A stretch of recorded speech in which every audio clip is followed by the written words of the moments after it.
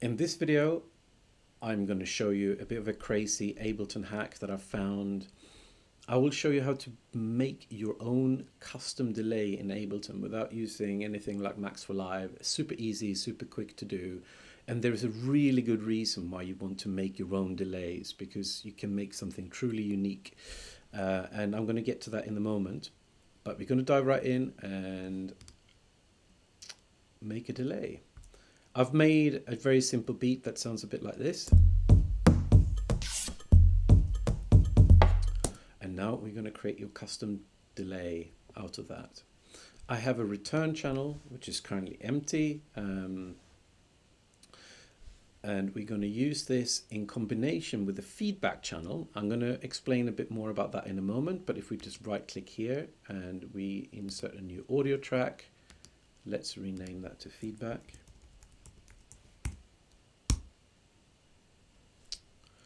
This is going to seem a little bit stupid at the moment probably. So this one is currently sending its audio to the master channel, but we want to send that to the new feedback channel, and we want to click in so it can receive that channel in.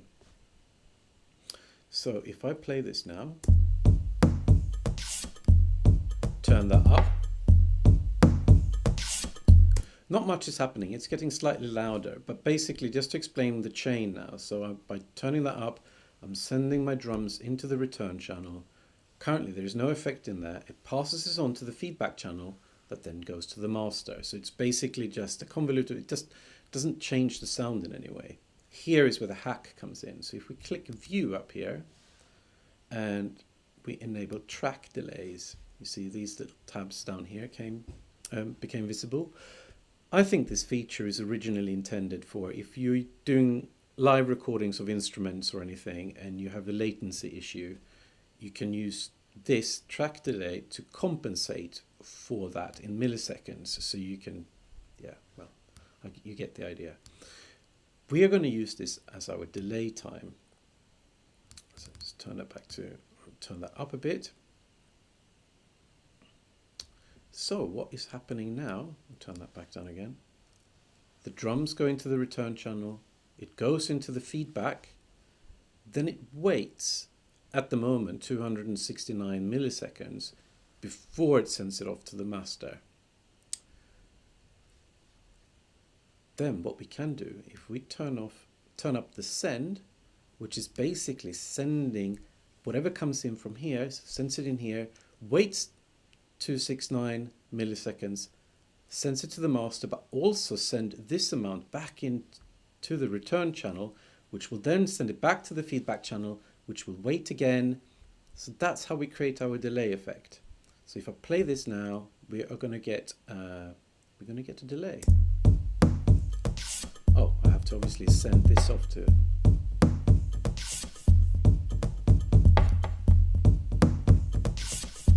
So this is your delay time.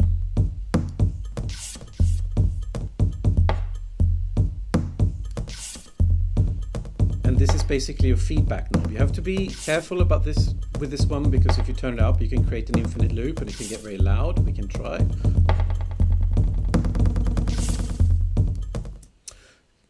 That's quite a vanilla delay. It doesn't do anything special, but now here is a little trick. I'm going to try to explain what happens in some of the. I'm going to use the regular delay. I'm just going to open this for the moment. I'm going to remove it in a bit.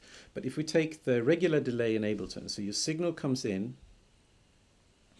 then you've got a filter here. It applies the filter. I'm just going to do it like a high pass filter. Depending on how much feedback you have, the delay sends it with whatever delay time you have back into itself where this filter has already been applied.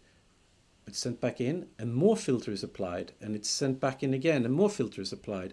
So it gradually gets sort of filtered and mushy, for example. If you take an old-fashioned tape echo, like the Roland Space Echo, for example, you get a similar sort of degrading effect where you play your instrument into it, it records it onto the magnetic tape, it feeds it back into itself, and that tape recording gets re-recorded onto tape over and over again, and gradually you get that nice degrading effect, and it sort of get mushy and disappears into the distance.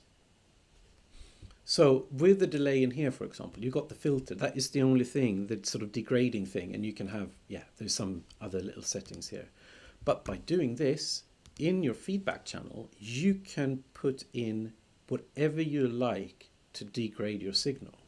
That's going to make it like a really unique delay. So let's, in our case, let's add in a, we go to the distortion. Maybe we can do the redux, for example.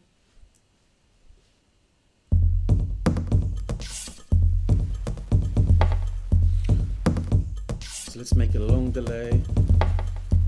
And when I turn this off, you can hear the delay thing is, so it's now actually, every time it's feeding back into itself, it's sort of reducing the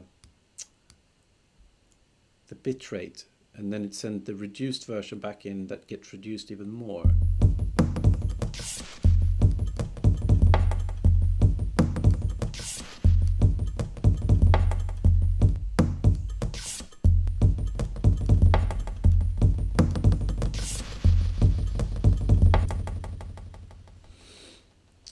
And also you can create something called, I think this would be a multi-tap delay. Now we obviously got this change where it sends the drums into the return channel, it sends it to the feedback, applies the delay and the degrading, and into the master. We can add, oh gosh, there's too much feedback there, it's never stopping. We add another audio channel. This one is currently sending it to the master, but let's call this feedback 2.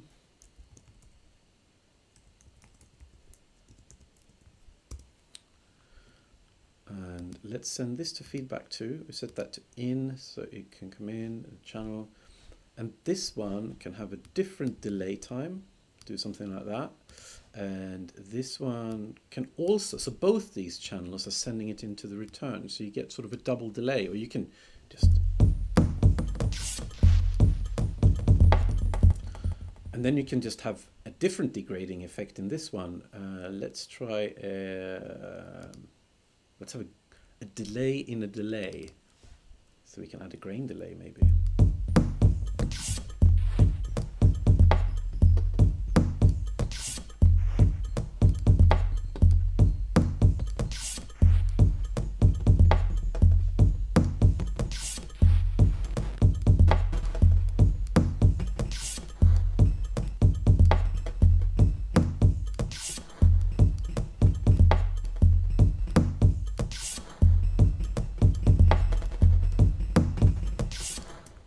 I think you get the idea. You can create some really crazy delays using this technique and get some very glitchy results. I hope you enjoyed this. If you do, please consider sponsoring me on Patreon. If you do, I'll give you this, not super advanced, but I'll give you this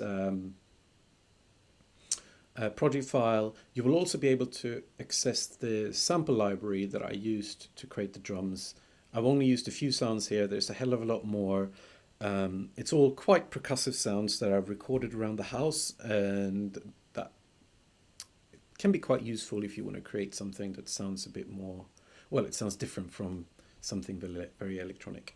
Thank you for watching. Please subscribe if you like this, and don't hesitate to give me some feedback if you have any questions, or if there is anything else you want to see. Thank you.